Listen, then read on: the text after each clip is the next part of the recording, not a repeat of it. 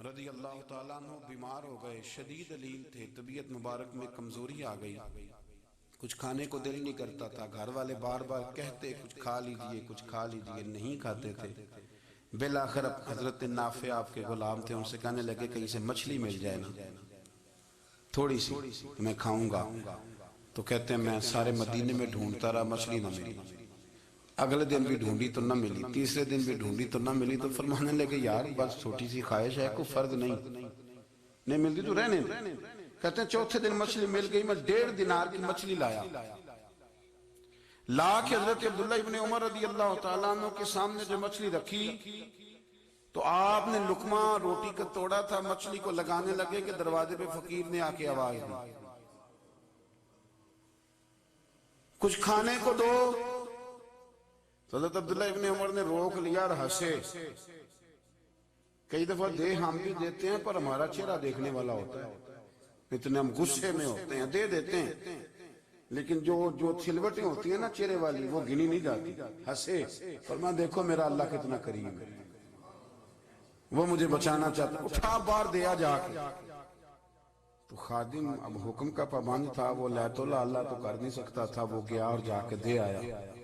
فقیر جب سارے محلے سے آٹا کٹھا کر لیتے ہیں تو پھر ایک جگہ جا کے بیچتے بھی ہیں، یہ دے آیا، وہ 2 گلیاں آگے گزرا تو میں پیچھے دوڑا گیا، میں نے کہا سچ بتا کھانی ہے کہ بیچنی ہے؟ وہ کہنے لگا جو بھی سبب لگ جائے کر جاؤں گا، آپ نے دے جو دی ہے۔ تو کہتے ہیں میں نے اس سے کہا کہ یہ 1.5 دینار کی میں نے خریدی تھی، اگر تو 2 دینار کی مجھے بیچ دے تو آج کل مچھلی مدینے میں مل نہیں رہی، تو میں اپنے آقا کو دے دوں گا، وہ یہی کھائیں گے، بیمار ہیں۔ تو کہنے لگا جی بسم اللہ، مجھے کیا اعتراض ہے، 2 دینار مل رہے ہیں، 1.5 کی مچھلی، اور 1.5 کی بھی کسی نے نہیں خریدنی تھی، اب تو پک گئی۔ فرماتے میں نے 2 دینار اس کو تھمائے، وہ مچھلی اس سے خریدی اور خرید کر کے میں لایا، لا کے حضرت عبداللہ ابن عمر کے سامنے دوبارہ رکھی، تو فرمایا یہ کیسے آگئی؟ میں نے کہا حضور 1.5 کی خریدی تھی اور پھر فقیر کو دے دیا، اسی سے میں 2 دینار کی خرید کے لایا ہوں، آپ قبول فرمائیں۔ تو فرمانے لگے تم نے اچھا نہیں کیا، اب اس طرح کرو 2 دینار بھی اسے دیا اور مچھلی بھی واپس دیا۔ عرض کی حضور کیوں؟ فرمایا تم نے قرآن نہیں پڑھا؟ حضور پڑھا ہے، فرمایا رب فرماتا ہے لن تنالوا البر حتی تنفقوا مما تحبون، تم بھلائی کو اس وقت پہنچو گے جب اپنی پیاری چیز راہ خدا میں خرچ کرو گے۔ امام غزالی نے لکھا ہے، فرمانے لگے دیا، تو وہ حضرت نافع کہتے ہیں میں دینے گیا، دے کے واپس آیا تو کچھ پریشان تھا، کیونکہ مجھے بھی 4 دن ہو گئے تھے نا تلاش کرتے، تھوڑی تھوڑی طبیعت میں مایوسی تھی کہ اتنی محنت سے میں نے لایا اور آپ نے واپس کر دی۔ تو حضرت عبداللہ ابن عمر نے مجھے قریب بٹھایا، پھر مجھے تھپکی دی، فرمانے لگے پتر میں نے ویسے بھی کبھی جھوٹ نہیں بولا، اور آج کل تو میں ویسے ہی بیمار ہوں، ٹائم ہی نہیں، وقت ہی نہیں، موقع ہی نہیں جھوٹ بولنے کا، میں تجھے سچ بتاؤں مجھے مچھلی کھا کے اتنا سکون نہیں ہونا تھا جتنی اللہ کے رستے میں خیرات کھا کے مجھے سکون ہوا۔ تو تجھے تو میری راحت سے غرض ہے نا کہ مجھے راحت کیسے ہوتی ہے، تو مجھے سکون ملا ہے راہ خدا میں بھی، میں نفسانی خواہش پوری کر لیتا تو یہ میرا نفس کل پھر مجھ سے مچھلی مانگتا، پرسوں کہتا نہیں چھوٹے گوشت کی یخنی بھی چاہیے۔ ہم لوگ الجھ گئے، بہت بڑے قیدی ہیں اپنے آپ کے، بڑے قیدی ہیں، سارا دن اپنی خواہشات کی تکمیل میں بھاگے رہتے ہیں، بڑے بڑے سونے نوجوان، میں ان پہ تنقید نہیں کرتا، مجھے ان پہ ترس آتا ہے، جب میں رات کے اندھیروں میں انہیں ٹیلی فون لے کے چوکوں میں کھڑے دیکھتا ہوں تو مجھے رحم آتا ہے، میں کہتا ہوں دیکھو نفس کی خواہش کے پیچھے یہ کیا مسئلہ، آخر کیا ہے اس میں، ایک عورت کے پیچھے تباہ کر لیا اپنے آپ، یعنی زیادہ سے یہ کوئی مقصود ہے، یہ کوئی مقصد حیات ہے جس کو مقصد بنا لیا۔ میرے عزیز بات کو سمجھ لیں، اتنا خوبصورت آدمی ہے اور اتنا اس کا اونچا قد کاٹ ہے، اور کیا کس کے پیچھے یہ بھاگا ہوا ہے، بڑا سمجھدار، دانشور، عقل مند آدمی، ذی روح بندہ، لیکن اس کا سٹیٹس آپ یہ ملاحظہ کریں کہ وہ 20-40 ہزار کی خاطر جھوٹ بولتا ہے، دھوکہ دیتا ہے، فریب اور فراڈ کرتا ہے۔ ہم اپنی نفسانی خواہشات کے پیچھے اس طرح بھاگتے ہیں کہ ہم اصل سے رہ جاتے ہیں۔ میری بات مجھے سمجھ آ رہی ہے حضرات؟ تھوڑا تھوڑا کر کے، ایک ایک کر کے ان کی باتیں کم مانیں۔ وہ ضروری تو نہیں نا کہ سویرے ناشتہ بازار سے اپنی مرضی کا تگڑا کیا، بازار سے لا پوڑیاں چنے بہترین کھائے، اور پوڑیاں چنے ابھی کھائے نہیں، شاپر میں ڈالے ہوئے ہیں، اور اور وہ لے کے ابھی آ رہا ہے تو ساتھ ہی رستے سے گوشت بھی چھوٹا اچھا لگا تو 2 کلو وہ بھی لے آئے کہ پوڑیاں چنے کھاؤں گا اور دوپہر کے لیے گوشت پکاؤں گا. وہ پہلے یہ تو کھا لے صاحب, اس سے تو نجات پا لے. یہ پتہ نہیں ہضم ہوتا ہے کہ کچھ اور کرتا ہے تیرے ساتھ, لیکن وہ گوشت بھی ساتھ لے آیا. یعنی ٹیبل پہ ناشتے کے ٹیبل پہ بیٹھ کے فیصلہ ہو رہا ہوتا ہے کہ ہم نے کیا کھانا ہے, ہم نے کدھر جانا ہے. سنگیو یاد رکھو, باتوں کو سمجھو اور غور کرو. یہ تھوڑا تھوڑا کر کے جب ہم چھٹکارا حاصل کرنے کی کوشش کریں گے نا, چھٹکارا حاصل کرنے کا کہیں جگہ سے کسی جگہ سے اگر آپ کو تنبیہ ہوتی ہے نا, تنبیہ, اس میں بھی بڑا مزہ آتا ہے. اس میں بڑا ہمارے ایک بزرگ تھے تو ایک دن نا میں گیا تو کہنے لگے الحمدللہ آج میں بڑے سکون میں ہوں. میں نے کہا جی وہ کیا ہوا؟ کہنے لگے میں اپنے آپ کو بڑا پیر صاحب سمجھنے لگ گیا تھا.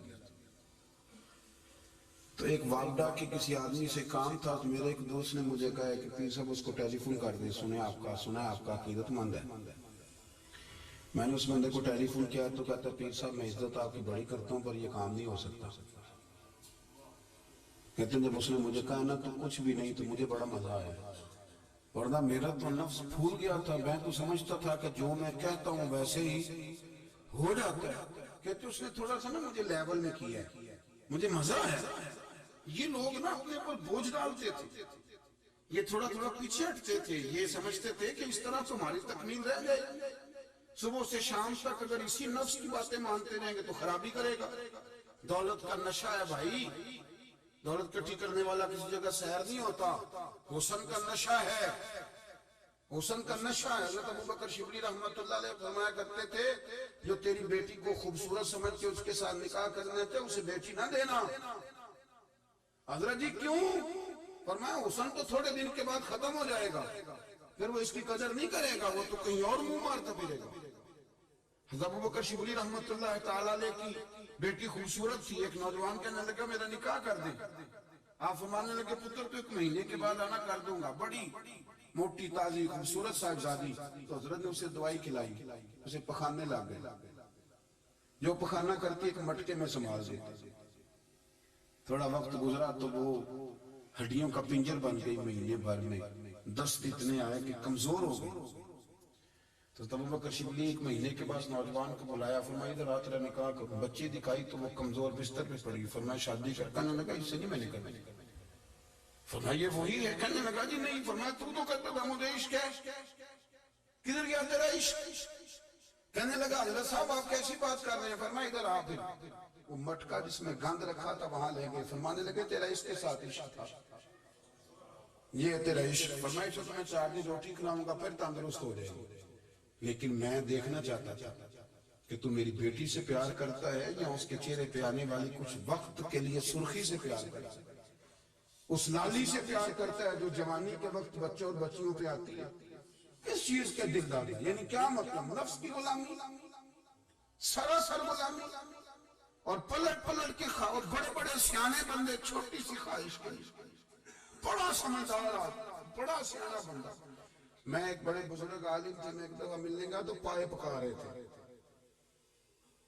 خود پائے پکا رہے تھے. تو وہ بڑے پیار کی بات ہوتی ہے نا, تو تامت باندھی ہوئی اور بڑی جناب خستہ حالی اور وہ پائے پکا رہے ہیں. تو میں نے ان سے کہا حضرت جی پائے تو کسی اور بھی پکا لینے تھے, آپ بخاری لے کے بیٹھتے ہیں, چلو میری طرح کا تو بندہ آپ سے استفادہ بھی کر لے گا. اب پائے آپ لائیں گے, پھر پکائیں گے, پھر آپ کھائیں گے, تو یہ تو 24 گھنٹے آپ کسی کام میں گزر جائیں گے. تو یہ چھوٹی سی خواہش کی, میں کسی چیز کو حرام نہیں کہہ رہا. قرآن پاک کی جو آیت پڑھی ہے صرف اس کی تفسیر آپ کے سامنے عرض کر رہا. ہماری خواہشات ماں پالتی ہے, آپ کو نہیں پتا کتنے دکھ سہتی ہے. میں ان ماؤں کو جانتا ہوں جو بیٹے کے حصوں کی مار بھی اس کے ابے سے کھاتی ہیں, مار کھاتی ہیں. ایک خاتون ایک کان سے سنتا نہیں, میرے پاس ایک دفعہ آئی, کہنے لگی 60 لگ گئی سی, کوئی دعا کر دے یا کوئی وظیفہ پر. ڈاکٹر کہتے ہیں ٹھیک نہیں ہو سکتے. میں نے کہا باجی صحیح بتاؤ مسئلہ کیا ہے؟ کہنے نہیں کچھ بھی نہیں, مسئلہ کیا ہونا ہے, پتر غلط نکل آیا ہے, اس کا باپ روز مارتا ہے. میں آ بھی گئی ہوں تو اس نے ایک تھپڑ میرے کان پہ مار دیا, پردہ پھٹ گیا. مائیں مار کھاتی ہے, لیکن وہ پتر جس کو بڑی محنت سے پالا ہے وہ جوان ہوتا ہے تو اماں سے کہتا ہے تجھے چھوڑ دینا ہے, پر جس لڑکی سے میرا ٹیلی فون پہ رابطہ ہے اسے نہیں میں نے چھوڑ دیا. وہ نہیں چھوڑ سکتی، ہر شے کچل جاتا ہے وہ۔ اماں کبھی لیٹ کے رات کو سوچتی ہے کہ یہ تو میری کل کمائی تھی، میں تو آج بھی اس کے حصے کے تھپڑ اپنی گالوں پہ برداشت کر رہی ہوں، تو یہ کدھر گیا؟ اردشیر نام کا بادشاہ تھا، حضرت محدث ابن الجوزی آج سے 700 سال پہلے لکھتے ہیں۔ اردشیر بادشاہ بڑا خوبصورت تھا، جوان تھا، بڑا عقل مند تھا، اس نے اس طرح کی قریب قریب کی ساری ریاستوں پہ قبضہ کر لیا، بڑا عقل مند زیرک تھا، قبضہ ہو گیا۔ ایک بادشاہ بڑا سخت تھا، اس کے ساتھ جب پنجہ آزمائی ہوئی تو اردشیر کہتا ہے اس پہ میرا قبضہ نہیں ہو رہا تھا، اور جب ہم نے ساری ریاستوں نے مل کے اس پر حملہ کیا تو ایک قلعے کے اندر قلعہ بند ہو گیا۔ اردشیر بڑا خوبصورت آدمی تھا، بڑا سمجھدار تھا، تو وہ بادشاہ قلعہ بند ہو گیا، اس نے کہا نکلنا ہی نہیں، اب وہ اندر بند ہے، یک بار ہی حملہ کیا تو وہ بڑا بڑا قلعہ تھا اس میں بند ہو گیا۔ اس بادشاہ کی نا جس پر حملہ کیا، اس کی بیٹی اچانک ایک دن قلعے کی دیوار پہ چڑھی تو اردشیر کے حسن و جمال کو دیکھا تو عاشق ہو گئی، اور اپنے ہی باپ کے خلاف اسے کہنے لگی کہ اگر تو میرے ساتھ شادی کا وعدہ کرے نا تو میں تجھے رستہ بتاتی ہوں حملہ کرنے کا۔ اس نے کہا میرا وعدہ رہا، تو رستہ بتا۔ اس نے رستہ بتایا، اس لڑکی اور بادشاہ نے حملہ کیا تو اس کا باپ قتل کیا، اس علاقے پہ قبضہ کیا، شادی کے وعدے پر۔ ہاں نفسانی خواہش بندے کو اندھا کر دے، نہیں سمجھ آتی اس کو میں کدھر جاؤں، اندھا کر دے، حملہ کیا۔ اور جب اس لڑکی کو لے کے آیا نا اپنے محل میں، تو پہلے دن شادی کی پہلی رات تھی، تو بستر بچھایا کنیز نے، تو وہ کبھی کروٹ ادھر بدلتی کبھی ادھر بدلتی، تو بادشاہ کہنے لگا کیا ہے؟ کہنے لگی بستر میں کچھ ہے، مجھے تکلیف دے رہی۔ اس نے چراغ جلائے اور جب بستر اٹھایا تو ایک اتنا سا دھاگا نکلا، دھاگے سے عموماً تکلیف نہیں ہوتی، تو اس نے کہا تو اتنی نرم و نازک ہے کہ دھاگا؟ کہنے لگے میرا باپ نا میرے ساتھ اتنا پیار کرتا تھا کہ روز میرا بستر بھی خود بچھاتا تھا، اور اس نے آلہ رکھا ہوا تھا، وہ ناپتا تھا کہ کوئی پایا اونچا نیچا تو نہیں، میری بیٹی کا پہلا سوتے وقت خراب نہ ہو، اور میرے لیے گوشت اور کپڑے بھی خود پسند کر کے لاتا تھا، کھانے پینے کا خود خیال کرتا تھا۔ اردشیر کہنے لگا اچھا وہ اتنا پیار کرتا تھا، اور پھر تو نے اس کے ساتھ کیا کیا؟ کہنے لگا بلاؤ کنیزوں کو، کنیزوں کو بلایا، فرمایا اس کو اٹھاؤ اور جلاد کے پاس لے جاؤ، اسے کہو کہ اس کے بال ایک گھوڑے کے ساتھ باندھے، پیر دوسرے گھوڑے کے ساتھ باندھے، اور ایک گھوڑا ادھر بھگا دے، کدھر بھگا دے، یہ جس کے باپ نے اتنا پیار کیا، یہ نفس کی اتنی غلام ہے کہ اس کی وفادار نہیں رہی تو میری وفادار کیسے بنے گی؟ اس نے اتنے نازوں سے پالا کہ دھاگا اسے برداشت نہیں۔ او یارو یاد رکھو، اگر نفس کی غلامی کرو، بڑے بڑے وفاداروں کو چھوڑ کے غلامی کرو تو پھر کہو وفادار مل جائیں، کوئی بول ابا لڑا نہ بول بیٹھی، اندے خسم نراز بڑ بولیاں دے، کان سر کھائے تے بلبل ٹھنڈ پائے، بڑے فرق نہیں سجنا بولیاں دے، جڑیاں خسماں دی وچ رضا وسن، بھاگ جاگ جاندے انہاں گولیاں دے، آپ ادلیاں نو سردار پین تکے تے شرما والیاں نو جھوٹے ڈولیاں دے۔ اپنے نفس کے پیچھے چلو گے تو یہ تباہی ہے، جب ہم نے کسی سے وفا نہیں کی تو یہ کیا امید ہوئی کہ دنیا ہم سے وفا کرے؟ اللہ رسول کی مرضی کے مطابق اصول پسند زندگی بنائیں، ایک ایک کر کے اپنی خواہشات کے پیچھے ہٹیں، تھوڑے پہ گزارا کرنا سیکھیں، اپنے نفس کو سمجھائیں۔ ضروری نہیں کہ روٹی ہر وقت مزے کے لیے کھائی جائے، کبھی کمر سیدھی کرنے کے لیے خشک روٹی بھی کھا کے دیکھو، کبھی سادہ کھانا اس پہ بھی اکتفا کرو، کبھی تھوڑا کھڑ کے اچھے طریقے سے سادے کمرے میں بھی اللہ کو یاد کر کے دیکھو۔ نفس کے پیچھے نہ بھاگیے گا، تباہی کرے گا۔ رب کریم سمجھنے کی توفیق کرے۔